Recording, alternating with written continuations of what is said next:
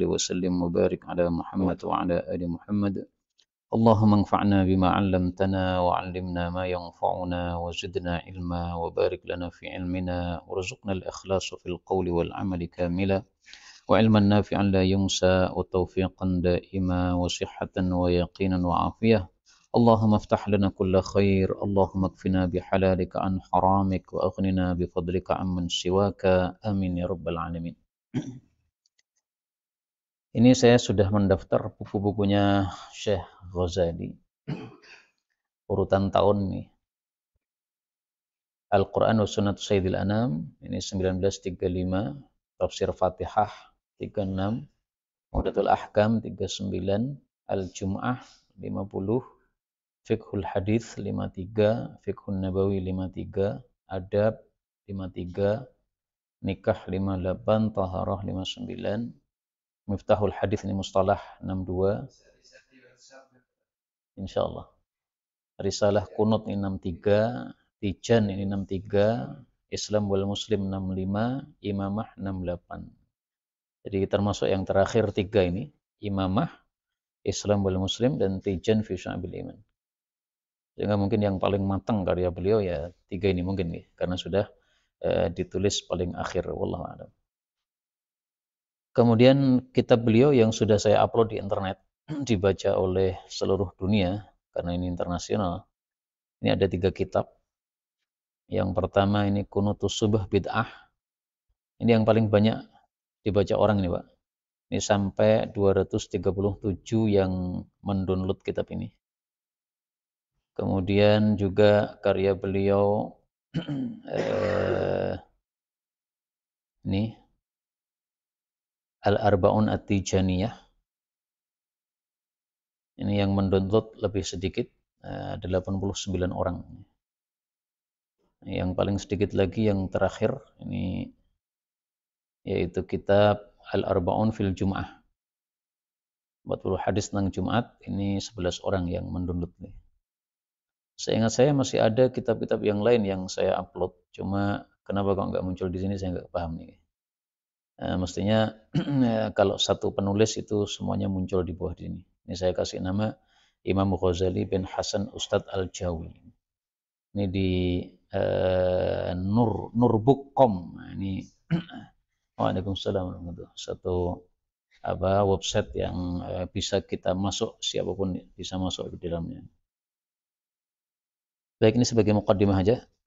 Kemudian kita lanjutkan pembacaan kitab Al-Arba'un At-Tijaniyah yang saya ambil dari kitab beliau yang berjudul At-Tijan fi Syu'abil Iman.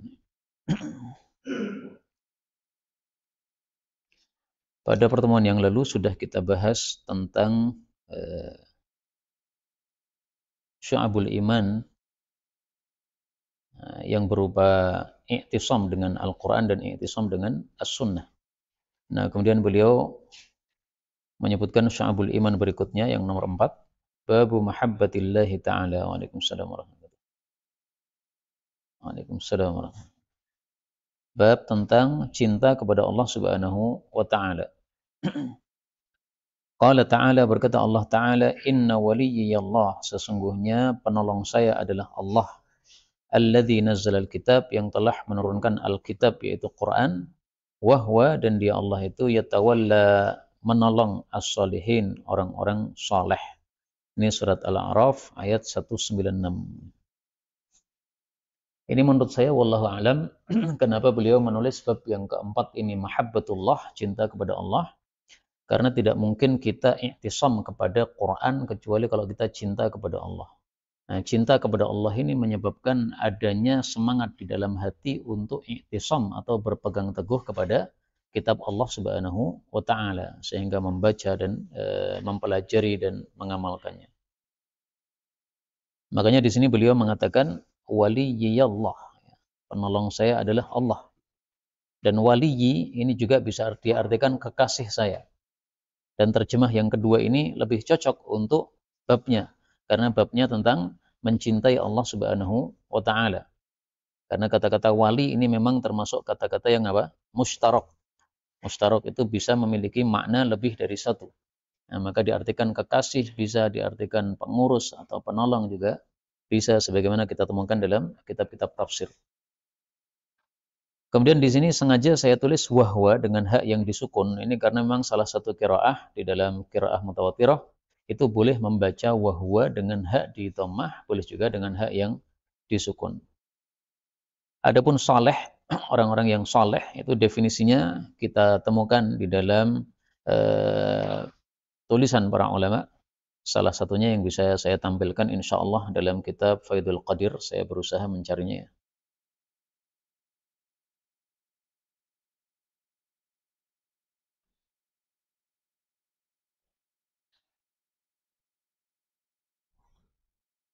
Beliau mengatakan, salihin jam'u salih. Bentuk jamak dari salih. Wahwa, orang salih adalah al-qa'im bihuquqillah, orang yang melaksanakan hak-haknya Allah, wa huquqi ibadihi, dan hak-haknya hamba-hamba. Wa tatafawat darajatuhu, dan derajatnya orang saleh itu bertingkat-tingkat. Nah, maka disebut saleh menurut beliau, ini kitab Faidul Qadir karya Imam Munawi, orang yang memenuhi dua syarat. Syarat yang pertama, dia melakukan semua haknya Allah Subhanahu wa taala dia tunaikan.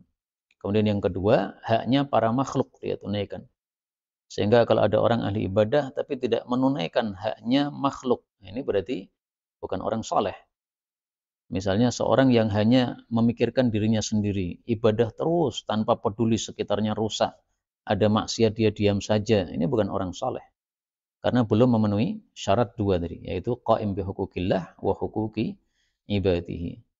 Nah, maka kita bisa menilai diri kita masing-masing ya, apakah kita ini sudah saleh ataukah belum, karena ternyata harus memenuhi dua syarat tersebut. Adapun hadisnya an Anas bin Malik radhiyallahu anhu anin Nabi sallallahu alaihi wasallam qala, Salatun, ada tiga hal, mangkunna fihi, barang siapa yang tiga hal itu ada pada dirinya, wajadah halawatul iman, dia pasti mendapati manisnya iman. Yang pertama, ayyakunallahu wa rasuluhu, bahwasanya Allah dan Rasulnya ahabba ilaih, lebih dia cintai, mimma siwahuma, daripada selain keduanya. Wa ayyuhibbal mar'a, yang kedua, bahwasanya dia mencintai seseorang, la yuhibbuhu illa lillah, tidak mencintainya kecuali karena Allah Subhanahu wa taala. Yang ketiga, wa ayyakraha, dia benci ayya'uda fil kufri, untuk menjadi kafir. Diterjemah di situ diartikan menjadi atau kembali, Pak. Ada nggak yang bawa terjemahnya? Karena ayya'udu ini dalam bahasa Arab seringkali diartikan yarji, yaitu kembali. Tetapi tidak selalu diartikan kembali. Kalau diartikan kembali berarti awalnya dia sudah kafir, kemudian muslim, kemudian kembali kafir. Tapi kan tidak harus begitu maknanya. Nah, sehingga yang lebih tepat di sini diartikan ya'uda, menjadi. Kalau menjadi itu sama dengan yasyira. Nah, maka ya'uda boleh diartikan ya'uda, yarji, kembali, atau yasyira, menjadi. Nah, ini lebih tepatnya diartikan yasyira, menjadi. Dia benci ayya'uda fil kufri, untuk menjadi dalam kekafiran, kama yakrahu ayyuqdhafa finnar, sebagaimana dia benci untuk dilempar di dalam api neraka. Hadis muttafaqun alaih. Maka untuk kata-kata ya'ud ini perlu dilihat di terjemahnya ya. Kalau sudah diterjemahkan menjadi ya alhamdulillah. Kalau diterjemahkan kembali itu mungkin cetakan berikutnya paling bagus untuk diganti yang lebih tepat. Karena terjemah itu harus melihat kepada siyak, kepada lihak, kepada sibak. Siyak itu adalah susunan kalimatnya. Nah, lebih cocoknya ini terjemahnya apa? Itu melihat susunan kalimatnya. Kalau lihak itu kalimat yang setelahnya. Kalau sibak itu kalimat yang sebelumnya. Nah, maka kadang-kadang satu kata itu terjemahnya bisa bermacam-macam sesuai dengan kondisi kalimatnya. Demikian juga kalimat sebelumnya bagaimana, kalimat setelahnya bagaimana, maka bisa mengubah arti. Istilahnya tadi siyak, lihak, sama sibak. Adapun yang berkaitan dengan bab, yaitu pada bagian pertama, bahwasanya Allah dan Rasulnya lebih dia sukai daripada, lebih dia cintai daripada selain keduanya. Nah, ini menyebabkan tambahnya iman. Karena di sini disebut halawatul iman, manisnya iman. Berarti imannya bertambah sampai terasa manis. Maka ini jadi dalil yang sangat kuat untuk bab yang beliau tulis, bahwasanya termasuk syu'abul iman adalah mencintai Allah Subhanahu wa taala. Ini menambahkan iman kita kepada Allah Subhanahu wa taala. Ini sebenarnya sangat bagus seandainya beliau Syekh Imam Ghazali rahimahullah menambahkan di sini dalam bab ini yaitu cinta kepada Allah Subhanahu wa taala satu hadis yang sangat kaitannya erat dengan masalah cinta kepada Allah, yaitu hadis yang diriwayatkan oleh Baihaqi dalam Syu'abul Iman. Ini hadisnya. Rasul sallallahu alaihi wasallam bersabda, "Man sarrahu ay yuhibballaha wa rasulahu." Barang siapa yang senang untuk bisa cinta kepada Allah dan Rasul, falyaqra fil mushaf. Maka hendaklah dia membaca mushaf Al-Qur'an. Ini hadis riwayat Abu Nuaim dalam kitab Hilyah. Ha'lam ini Hilyatul Auliya. Kemudian diriwayatkan juga oleh Baihaqi dalam Syu'abul Iman dari Ibnu Mas'ud radhiyallahu taala anhu. Tapi ya saya nggak ngerti ya apakah hadis ini sudah ditampilkan beliau dalam bab-bab yang lain dalam kitab At-Tijan. Kalau sudah ya berarti sudah cukup. Tapi seandainya belum ada dalam kitab itu, sebenarnya sangat bagus ini dimasukkan dalam bab ini karena bicara tentang cinta kepada Allah. Nah, yang menambah cinta kepada Allah itu membaca Quran. Semakin kita sering baca Quran, semakin tumbuh cinta kepada Allah Subhanahu wa taala. Kemudian bab berikutnya Babu mahabbati Rasulillahi sallallahu alaihi wasallam. Bab mencintai Rasulullah sallallahu alaihi wasallam. Untuk mencintai Rasulullah ini, saya temukan penjelasan para ulama bahwa mencintai Nabi itu dibuktikan dengan 4 hal. Yang pertama adalah tasdiquhu fima akhbar. Yang kedua, imtithaluhu fima amar. Yang ketiga, intihauhu amma zajar. Yang keempat, adamu at-ta'abbud illa bima syara'a. Ini bisa dicari dalam kitab-kitab akidah. Yang pertama, tasdiquhu fima akhbar. Tasdiquhu membenarkan Nabi fima akhbar, pada semua yang beliau kabarkan. Maka kalau mengaku cinta Nabi tapi tidak membenarkan berita Nabi, itu cinta yang bohong. Ada seorang dokter katanya dari Mesir itu mengatakan hadis sahih Bukhari bahwasanya lalat kalau masuk pada minuman hendaklah dicelupkan, itu hadis palsu karena tidak masuk akal katanya. Nah, ini cara yang tidak tepat. Kalau kamu ngaku cinta Nabi, ya tasdiquhu fima akhbar. Semua yang beliau kabarkan harus dibenarkan. Kalau sudah sahih hadisnya, Bukhari Muslim yang meriwayatkan, maka jangan kita mengandalkan akal. Sudah akalnya diturunkan, kabar dari Nabi itu pasti benar. Kalaupun belum masuk akal itu karena akal kita yang masih lemah. Kemudian yang kedua, imtithaluhu fima amar. Melakukan apapun yang diperintahkan oleh Nabi Sallallahu Alaihi Wasallam. Nah, sehingga kalau betul-betul cinta Nabi ya pasti yang diperintahkan Nabi apapun meskipun berat dilakukan. Para sahabat Nabi Shallallahu Alaihi Wasallam itu contoh yang paling tepat untuk menunjukkan cinta kepada Nabi. Rasul Shallallahu Alaihi Wasallam pernah pada suatu hari itu salat, tiba-tiba para sahabat di belakang itu semuanya ngelempar sandal. Karena salatnya kan pakai sandal mereka, zaman dulu kan masih ada tanah ya. Kemudian selesai salat, Nabi bertanya, kenapa kalian tadi salat malah lempar sandal? Nah, maka para sahabat mengatakan, ya Rasulullah, kami melihat Anda lempar sandal. Dan engkau mengatakan sallu kama ra'aitumuni usolli, salatlah seperti saya salat. Nah, berarti ketika engkau lempar sandal, kita ikut lempar sandal. Nah, maka Rasulullah kemudian menjelaskan, tadi itu Jibril turun, kemudian memberitahu saya, sandal saya ada tainya, itu saya lempar. Nah, maka ini bukti para sahabat sangat cinta kepada Nabi, sehingga mau masuk akal, mau tidak, pokoknya lempar sandal. Nah, ini kita belum seperti itu kan Pak? Nah, diperintahkan kita masih nimbang-nimbang. Para sahabat nggak begitu. Ya, saya tampilkan hadisnya supaya diketahui hadisnya di mana ya. Ini alakum kalau nggak salah.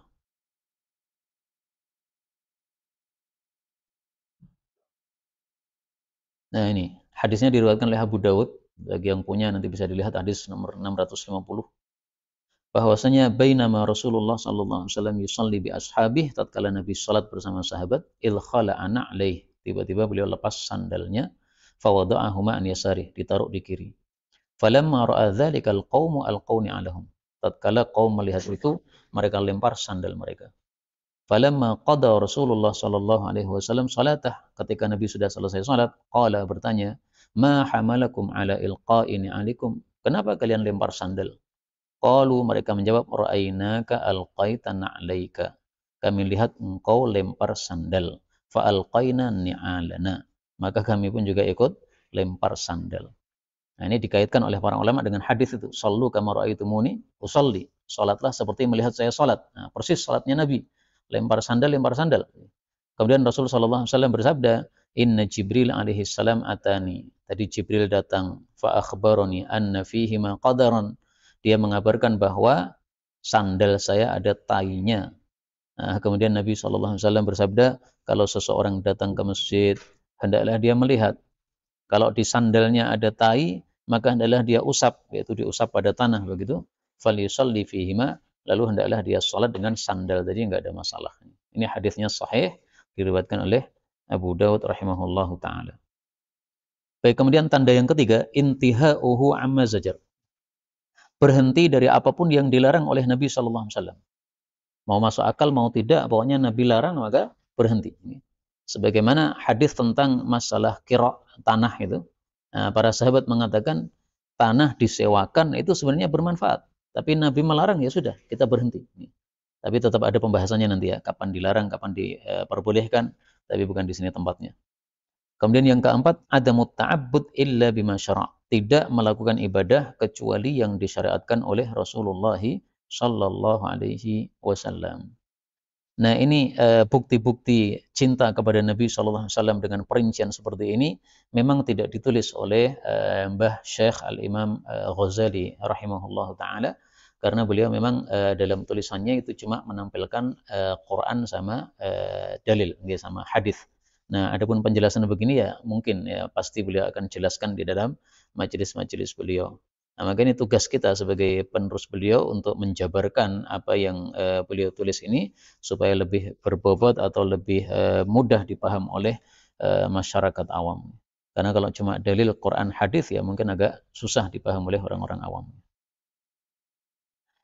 Baik, kemudian di sini beliau menjelaskan dalilnya dari sisi Quran dan hadis. Qala Allah azza wa jalla, "Fala wa rabbika," maka sungguh demi Allah, "la yu'minuna," mereka tidak beriman sempurna, "hatta yuhakkimuka," sehingga mereka menjadikan engkau sebagai hakim, fima syajaru bainahum, pada apa-apa yang berselisih di antara mereka. Thumma, kemudian, la yajidu fi anfusihim, mereka tidak mendapati pada diri mereka harajan, kesempitan, mimma qadaita, dari apa yang engkau putuskan, wa yusallimu taslima, dan mereka pasrah dengan sebenar-benar pasrah atau tunduk dengan sebenar-benar tunduk. Ini surat An-Nisa ayat 65. Nah, di sini yang berkaitan dengan bab adalah pada kalimat ini, la yu'minun, tidak sempurna iman. Jadi bukan tidak beriman total, ya, tapi tidak sempurna iman. Karena iman sudah kita bahas kemarin ada dua, ada aslul iman, ada kamalul iman. Nah, yang ditiadakan di sini bukan aslul imannya. Imannya mereka masih punya, tapi kamalul imannya hilang. Kenapa hilang? Karena mereka tidak yuhakkimuka fima syajaru bainahum, tidak menjadikan Nabi sebagai hakim. Nah, maka berarti menjadikan Nabi sebagai hakim, kemudian pasrah dengan apa yang diputuskan oleh Nabi, itu menambah iman. Kalau tidak, maka imannya turun. Maka ini menjadi dalil bahwasanya mahabbatu Rasulillah, mencintai Rasulullah SAW, yaitu dengan menerima hukum-hukum beliau, maka itu termasuk dari syu'abul iman. Adapun hadisnya, an Anasin radhiyallahu anhu qala, qala an-nabiyyu sallallahu alaihi wasallam, la yu'minu, tidak beriman sempurna, ahadukum, masing-masing kalian, hatta akuna ahabba ilaih, sehingga saya lebih dia cintai, min walidihi, daripada bapaknya, wa waladihi, dan anaknya, wan nasi ajma'in, dan manusia semuanya. Hadis muttafaqun alaihi. Nah, hadis ini lebih jelas lagi karena membicarakan tentang orang-orang tertentu. Ini bapak, anak, ini kan orang yang paling dicintai oleh setiap manusia. Ternyata Nabi itu cintanya kita kepada beliau harus di atas semuanya itu. Maka Sayyidina Umar ketika mengatakan, ya Rasulullah, semua orang itu cinta saya kepada mereka dengan cinta saya kepada Anda kalah semua. Engkau lebih saya cintai. Kecuali satu ya Rasulullah, diri saya lebih saya cintai daripada Anda. Nah, maka Rasulullah mengatakan, termasuk pada dirimu kamu harus lebih memenangkan saya. Maka Sayyidina Umar mengatakan, sekarang saya lebih cinta engkau daripada diri saya. Maka Rasulullah bersabda, Al-an ya Umar. Nah, sekarang sudah imanmu tambah wahai Umar. Nah, ini dalil bahwa mencintai Nabi SAW harus di atas semuanya, dan itu menambah iman kita kepada Allah Subhanahu wa Ta'ala. Gimana, Pak? Semua kita harus begitu. Kalau belum begitu berarti harus diubah begitu. Dan bukti cintanya tadi ya, 4 tadi. Sehingga kalau cuma mengatakan, saya lebih cinta kepada Nabi daripada diri saya, nah, semua orang bisa ngaku. Tapi buktikan, apakah melakukan 4 ini? Tidak. Membenarkan, melakukan, meninggalkan, sama tadi apa? Ibadahnya hanya sesuai yang disyariatkan oleh Rasulullah SAW. Sehingga orang-orang yang menyanyikan lagu cinta Rasul tapi malah melakukan bid'ah, itu bohong belaka begitu. Pengajian dimulai dengan lagu cinta Rasul tapi yang maju di panggung cewek megal-megol, kemudian ustadznya ceramah mempersilahkan perempuan megal-megol di depan. Itu sama sekali tidak menunjukkan cinta yang betul kepada Rasulullah SAW, karena ajaran Nabi tidak pernah seperti itu. Bahkan beliau mengatakan al-mar'ah aurah, perempuan itu aurat, malah ditampil-tampilkan begitu. Baik, kemudian bab yang ke-6. Nah, ini menurut saya babnya yang kelima ini cinta kepada Rasul, sama dengan tadi. Kenapa ini yang bab kelima ini ditulis? Karena bahwasanya i'tisam kepada sunnah atau berpegang kepada sunnah tidak mungkin dilakukan kecuali adanya mahabbah atau kecintaan kepada Rasul Shallallahu Alaihi Wasallam. Maka seolah-olah bab yang kelima ini memberikan alasan kenapa i'tisam kepada Nabi, ya, karena harus cinta kepada Nabi Shallallahu Alaihi Wasallam. Kemudian yang keenam, babul mahabbah, bab cinta bainal ikhwah, antara sesama saudara minal muslimin, dari kalangan umat Islam. Qala Allah azza wa jalla, wadhkuru, dan ingatlah ni'matallahi alaikum, nikmat Allah kepada kalian semua. Il kuntum a'da'a, ketika kalian itu bermusuhan. Fa'allafa, lalu Allah menyatukan baina qulubikum, di antara hati-hati kalian. Fa'asbahtum, lalu kalian menjadi binikmatihi, dengan sebab nikmat Allah, ikhwana, menjadi bersaudara. Ini ayat ini termasuk ayat-ayat sababiyah. Ayat-ayat sababiyah yang punya sababun nuzul. Karena ayat ada 2 macam, ada sababiyah, ada ibtidaiyah. Kalau ibtidaiyah ini yang tanpa sababun nuzul. Ya tiba-tiba Allah menurunkan ayat begitu saja. Nah, ayat-ayat sababiyah itu lebih sedikit daripada ayat-ayat yang ibtidaiyah. Ibtidaiyah lebih banyak, mayoritasnya ibtidaiyah. Nah, sababun nuzulnya semua kita udah tahu bahwa ini bicara tentang sahabat Ansor, ada Aus, ada Khazraj ini. Aus ini dipimpin oleh Sa'ad bin Mu'adz, kemudian Khazraj dipimpin oleh Sa'ad bin Ubadah ini. Ini sama-sama Sa'ad yang mimpin, tapi saling perang sebelum masuk Islam. Nah, begitu masuk Islam, maka kemudian mereka saling bersaudara. Itulah makna idh kuntum a'daan, yaitu ketika masih kafir. Fa'allafa baina qulubikum, ini ketika masuk Islam. Fa'asbahtum bi ni'matihi ikhwana, ini setelah menjadi sahabat-sahabat Nabi sallallahu alaihi wasallam. Maka dari sini diambil pelajaran oleh beliau bahwasanya cinta kepada saudara sesama muslim ini menambah iman kepada Allah Subhanahu wa taala, atau termasuk dari syu'abul iman. Dan dari sini juga kita ketahui bahwa bersatunya umat Islam itu berarti nikmat Allah, nikmat dari Allah Subhanahu wa taala. Maka berarti sebaliknya, ketika umat Islam berpecah, saling bermusuhan, ini siksa dari Allah Subhanahu wa taala. Sehingga kita harus menyadari bahwa kondisi kita sekarang ini yang mudah dipecah belah, ini ya merupakan siksa dari Allah Subhanahu wa taala. Andaikan Allah kasih nikmat kepada kita, ya kondisinya seperti para sahabat dulu, tidak ada permusuhan, tidak ada pertentangan di antara para sahabat Ansor dan Muhajirin. Maka Masya Allah, ini kondisi kita sudah sangat buruk sebenarnya, karena tidak adanya persaudaraan yang bagus antara kaum muslimin satu dengan yang lainnya. Hanya gara-gara masalah sepele saja, seringkali sudah menjadi permusuhan antara 2 kelompok umat Islam yang sama-sama mengaku Islam. Kemudian tolong diperhatikan kata-kata ikhwan ini, Pak. Dalam bahasa Arab ada ikhwah, ada ikhwan. Bedanya apa ini, Pak? Bedanya kalau ini tak marbutah ya. Sementara ini nun. Ya, tulisan itu ada per maknanya. Jadi begini, al-mabna al-mabna yughayyirul makna. Al-mabna, tulisan itu yughayyirul makna, bisa mengubah makna. Maka di sini termasuk ikhwah ini, tulisannya pakai tak marbutah dengan pakai nun, ini maknanya berbeda.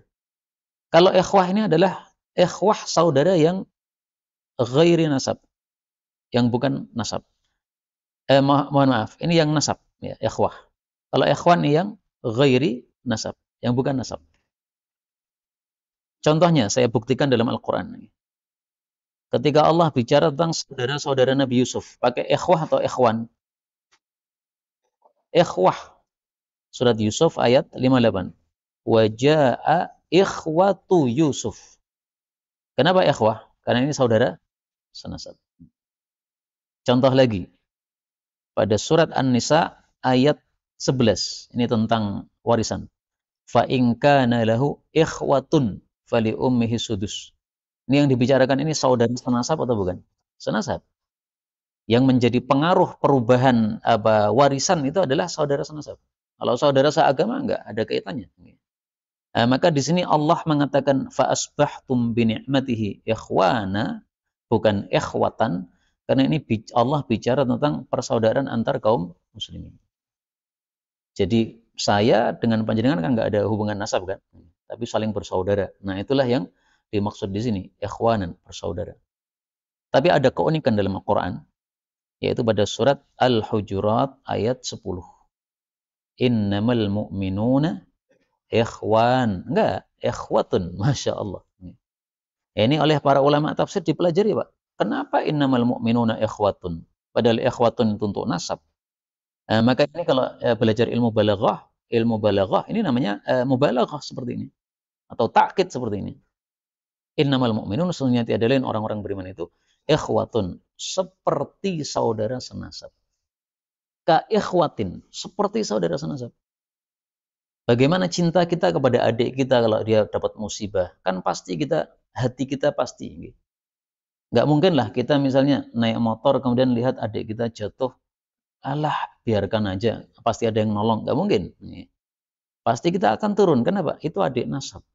Nah, orang beriman, saudaranya itu semestinya seperti itu, Pak. Menganggap saudara yang lain sesama agama itu seperti adiknya sendiri, seperti masnya sendiri. Kalau memang sikap kita sesama muslim seperti itu, mungkinkah kita akan mendolimi orang?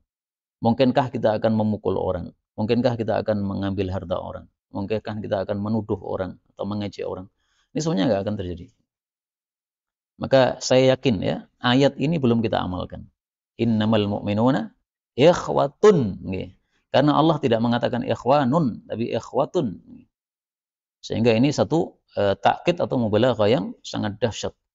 Nah, kalau pada ayat tadi, ini Allah bicara hakikatnya. Ya. Hakikatnya memang kita itu ikhwan, yaitu tidak ada saling nasab. Tetapi kalau kita disuruh oleh Allah Subhanahu Wa Taala dalam ayat yang lain untuk kekuatan ukhuwahnya itu sangat kuat, itulah perintah yang kita belum melakukannya. Wallahu a'lam. Ya, kalau Nabi Adam itu memang bapak kita, nggih. Tapi kan dalam masalah nasab kan tidak. Nggih. Maksudnya adalah kita tidak dianggap senasab. Dalam ilmu nasab itu kita nggak dianggap apa? Senasab. Meskipun memang sumbernya satu, Nabi Adam. Karena kalau Nabi Adam dianggap semua manusia senasab, ya berarti kita juga saudaranya Ya'juj Ma'juj nanti, Pak. Karena Ya'juj Ma'juj juga sumbernya Nabi Adam alaihissalatu wassalam. Ya'juj Ma'juj manusia, keturunan Nabi Adam. Jadi Nabi Adam itu punya anak buahnya, salah satunya Ya'juj Ma'juj. Ya'juj Ma'juj adalah manusia. Bisa dilihat, apa?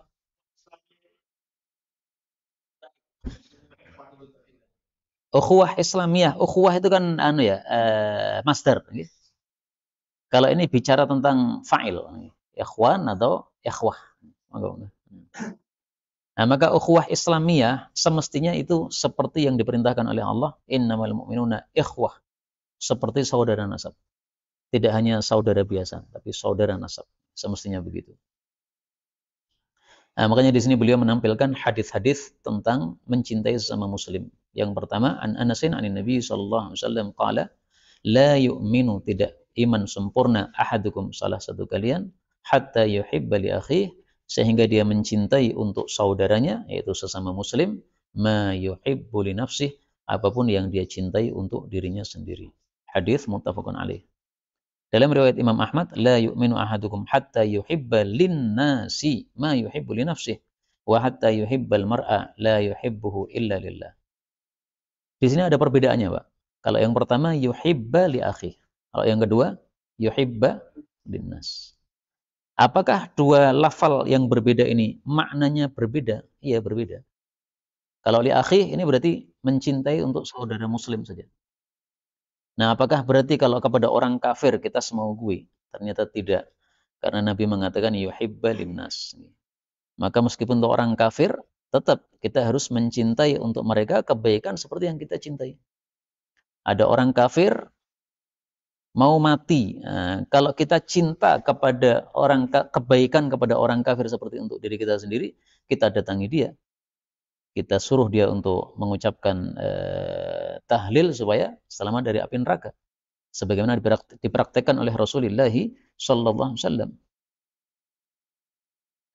Fadal, ambilkan. Rasulullah punya pembantu Yahudi. Kemudian dia sakit. Fa'atahun Nabi sallallahu alaihi wasallam. Oh, enggak bawa. Lalu Nabi pun mendatangi si Yahudi tadi. Kemudian duduk di samping kepalanya. Lalu Nabi mengatakan, aslim, masuk Islamlah kamu. Kemudian bapaknya mengatakan, taatlah kepada Abul Qasim sallallahu alaihi wasallam. Nah, maka Rasulullah kemudian keluar dari rumah itu mengatakan, alhamdulillahilladzi anqadhahu bi minan nar. Segala puji bagi Allah yang telah menyelamatkan orang ini dengan sebab saya dari api neraka. Hadis riwayat Abu Dawud. Nah, ini contoh yuhibba linnas, mencintai untuk semua manusia, tidak hanya orang muslim saja. Riwan? Bapaknya tahu bahwa itu nabi, bapaknya tahu bahwasanya anaknya ini beda agama dengan nabi, tapi mereka itu Yahudi itu sebenarnya Pak, meyakini bahwa nabi itu betul-betul nabi sebenarnya. Hanya saja mereka itu punya sifat, yaitu sukanya itu membebek ulamanya. Ulamanya gimana, ya udah mereka bebek. Makanya Nabi pernah mengatakan, kalau ada 10 tokoh Yahudi masuk Islam, pasti semua Yahudi itu masuk Islam semuanya, pasti itu. Lau amana bi asyaratun minal yahud.